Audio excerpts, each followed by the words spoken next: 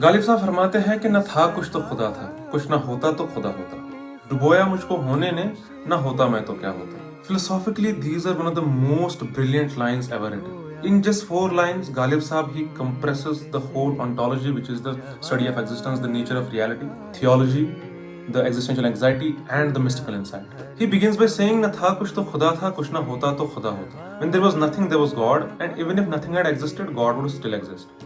So first, he is referring towards the eternal existence of God. His existence, it has no beginning, it has no end. The one with an ending, it means that he is dependent. The one with a beginning, it means that he's been caused.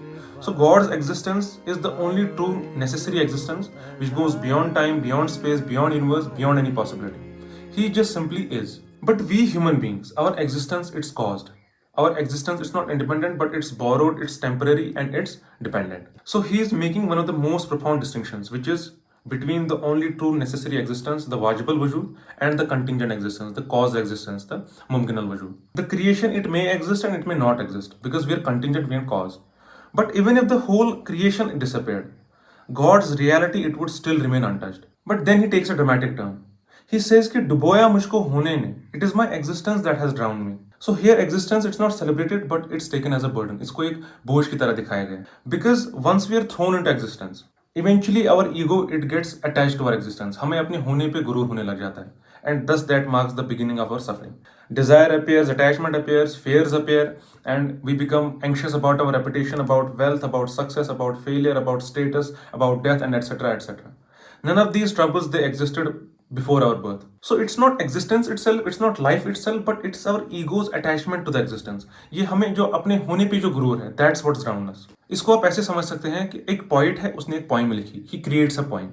Eventually this poem's ego, it starts getting attached to its existence, and it gives a separate identity to its existence. I, the poem, neglecting the creator, neglecting the cause of its creation, which is the poet itself.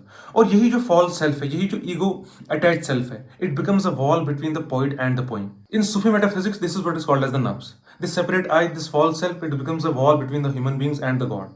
And the more one clings to this separate I, this false self, the more he suffers. And then perhaps comes the deepest of the lines. Na hota main to kya hota. Had I not existed, what would have happened?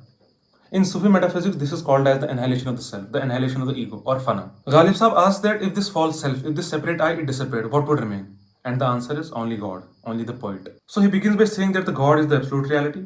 Then the emergence of a false self, of this ego, it brings suffering and limitations, and ends that saying that the disappearance of this ego, it brings one back to the awareness that the God only truly is. Our task is not to inflate our ego, but to see through it.